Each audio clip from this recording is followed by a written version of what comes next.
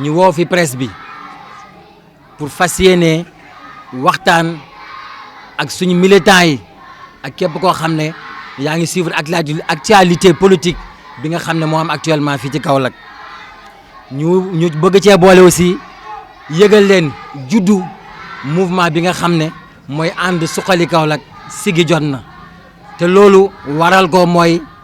ni nga xam ne moom la suñu responsable yi nga xam ne ñoom la ñu woowee ay leader wala ay responsable politique yi nga xam ne ñoo nekk fii ci Kaolack façon bi ñuy doxalee ak militants yi façon bi ñuy doxalee ak population bi ñu gis ne du façon boo xam ne moom moo méngoog waa Kaolack du façon boo xam ne moom moo méngoog militants yi ba tax na tey ñu convier nit ñi pour waxtaan wax position bi nga xam ne moom la ànd suqali Kaolack taxaw ak sigi jot na taxawee pour xeex loolu noonu nga xam ne mooy li am te loolu li koy firndeel mooy dama koy tàmbalee après référendum bi biñ ko paree boobu ba léegi élection yi nga xam ne ñoo ci topp su ngeen ko seetloo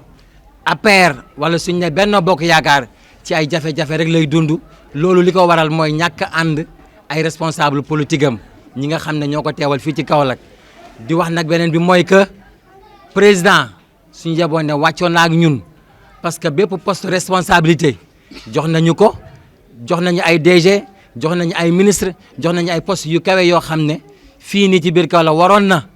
bu fekkee ne ñu ngi wax ne liggéeyu ndaw ñi dafay am ñooñu waroon nañoo taxaw ci liggéeyu ndaw ñi ba nga xam ne du ñu am benn jafe-jafe ñu bëgg aussi jafe-jafe yi nga xam ne moo am ci diggante ñi nga xam ne ñoom ñooy leader politique yi nekk fii ci Kaolack bokk APR wala bokk Benno Bokk Yaakaar te président teg leen fii nii ñu bëgg loolu mu jeex parce que loolu tamit dafa war a jeex li tax mu war a jeex mooy dañoo toll ci ay élection yoo xam ne ñu ngi ci suñu kanam te ñuy wax président ak ki nga xam ne mooy Amadou Ba premier ministre te président bi tànn ko comme mu nekk suñu candidat que ne problème bi nga xam ne moom moo am fii ci Kaolack ñàkk jubóo bi am fii nii vraiment ñu ngi ciy attirer seen attention pour ñu xam ne que Kaolack liñ koy gis lii ñëw fii di ci kanam ñun dalul suñu xel ñuy wax président de la république ak monsieur Amadou Ba que ñu bàyyi xel ci situation politique bi nga xam ne moom moo am fii ci Kaolack ñun nag waa ànd suqali Kaolack sigi jot na ñu ngi jóg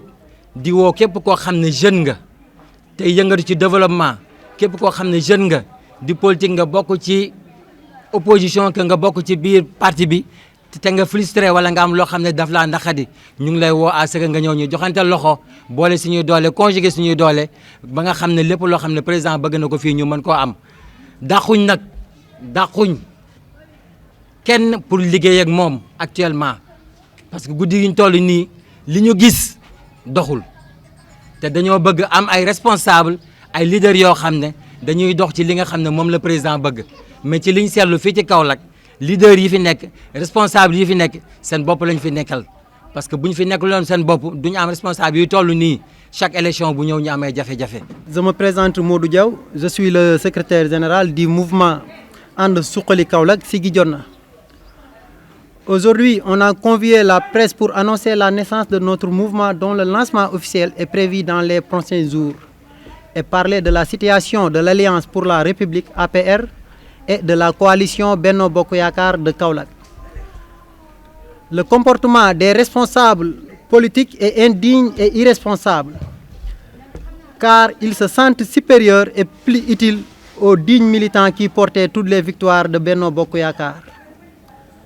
Face à cette situation, nous fixons l'objectif de faire fédérer toutes les fractions de dissidents et de frustrés du parti autour d'un idéal de concertation dénommé And Suqali Kaolack Siggi Jotna. Pour faire comprendre au président de la République et M. Amadou Ba, candidat de la coalition, les maux dont souffrent les militants de la base afin de faire taire tous ces mécontentements et désamours, signaux d'effondrement de toute grande formation politique. Le manque d'unité des leaders de Kaolack a causé la perte de la municipalité lors des locales. Jouer perso, c'est en réalité faire défaut au défaut. On a toujours cru que être dans un parti politique signifie être dans un cadre d'échange d'idées et non d'insultes ou de querelles. À noter aussi que le comportement des leaders continue à susciter de vives réactions au sein de l'APR, où beaucoup de responsables et militants du parti sont laissés en rade au profit de ceux de la 24e heure qui se partagent le gâteau à leur détriment. Aujourd'hui, nous disons non à cette pratique, car le temps de grâce est épuisé. Nous, membres de And Suxali Kaolack Siggi Jotna, ne laisserons plus à personne de décider ou de nous dicter le chemin à prendre sans nous consulter au préalable. Nous invitons ces derniers de taire leur querelle inutile en fédérant leurs forces afin de mieux conjuguer la vision du président en action. Sinon, le mouvement n'écarte pas de travailler avec toute formation politique soucieuse du devenir de notre cher Kaolack qui ne cesse de reculer malgré sa bonne position sur la carte géographique du Sénégal. Nos portes restent ouvertes, mais nous tenons à signaler que nous soutenons la politique du président Macky Sall. Nous demandons à nos braves militants de continuer la collecte des parrainages